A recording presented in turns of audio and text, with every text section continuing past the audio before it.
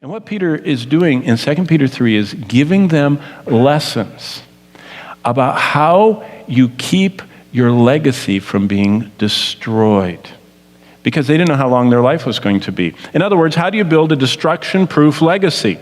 We could summarize what Peter was saying by saying he was exhorting his loved ones in how to rescue their treasures from the flood that was coming. What was the flood coming? It's a flood of fire. God is going to burn up everything.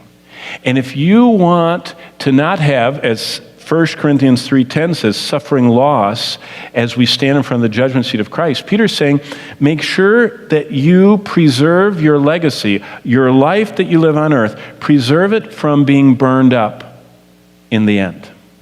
You say, what was he talking about? Well, look back at verse 10 and 11, because what he's saying, and I can summarize the first lesson he gives, to save your legacy.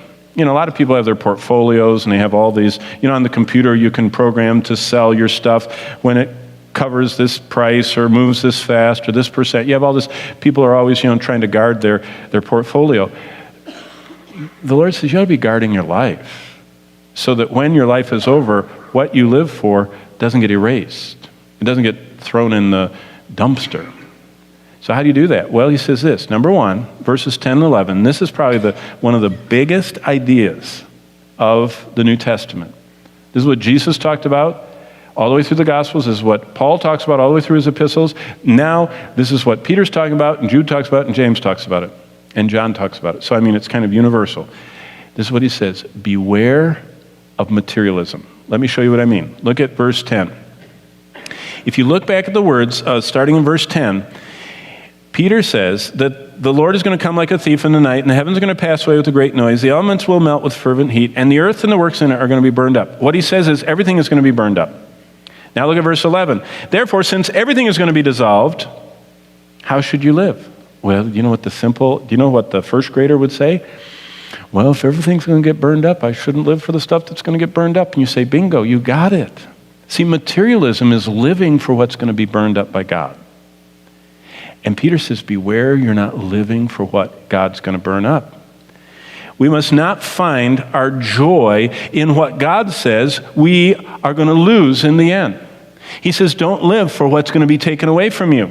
We should not find our joy in things. You notice what it says in verse 11? All these things will be dissolved. Don't put your joy in something that's going to be dissolved. You know how disheartening it is if you're holding on to something and God has to pry it out of your hands and blow it up. It's like, you shouldn't have that. He's going to dissolve it.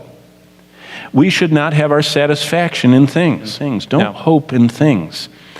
That is materialism. Materialism is living for material things.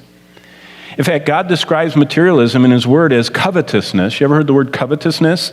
He calls it greed, and he also calls it possessiveness or selfishness. And those things are always negative. Greed is an attitude that gets demonstrated by the action of possessiveness. That means I think that everything I have belongs to me. God says nothing you have belongs to you. It all belongs to me. What have you that you have not received? Why do you act like you didn't receive it? Why do you act like it's yours? Possessiveness and selfishness is me saying, it's my money, it's my time, it's my body, it's my life. God says it's not. Even if you're not saved, it's not yours. He's the creator. He owns all.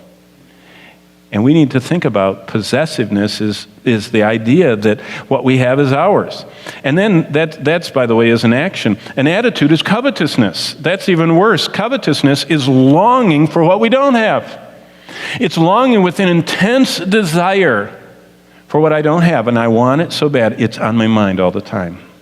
And I'm planning and scheming, and I'm willing to sacrifice, and I'm willing to change and trample over almost anyone or anything to get something I want.